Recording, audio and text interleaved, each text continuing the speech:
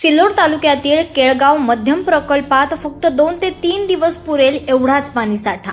या पाणी टंचाईच्या पार्श्वभूमीवर कर्तव्यदक्ष गटविकास अधिकारी रत्नाकर पगार यांनी केळगावमधील मध्यम प्रकल्पाला दिली भेट।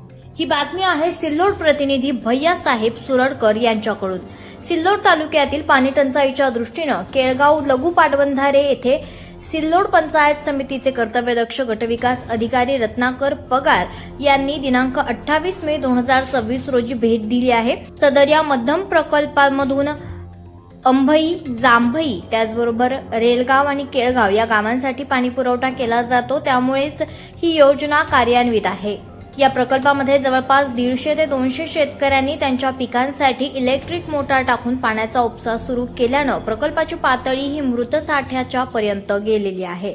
पर्यायाने या प्रकल्पातील मासे सुद्धा मृत पडू लागलेले आहेत, त्यामुळे येथील पाणी अशुद्ध होऊन त्या पाण्याची दुर्गंधी यायला सुरुवात झाली आहे। तसेच पाणी वरील गावांना पाणी पुरवठा योजनेअंतर्गत देण्यात येतं, त्यामुळे या मध्यम प्रकल्पातील पाणी शुद्धीकरण करण्यासाठी या प्रकल्पावर अवलंबून असलेल्या ग्रामपंचायतींना जास्तीचा खर्च येण्याची वेळ आलेली आहे।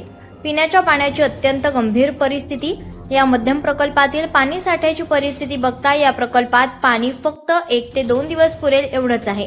विशेष म्हणजे त्या गावाला नळ योजना कार्यान्वित आहे, त्या गावांना टँकर देता येत नाही, परंतु आजची पिण्याच्या पाण्याची दाहकता पाहता, परिस्थिती पाहता धरण उशाशी आणि गाव पाण्याने उपाशी अशी परिस्थिती निर्माण झालेली आहे।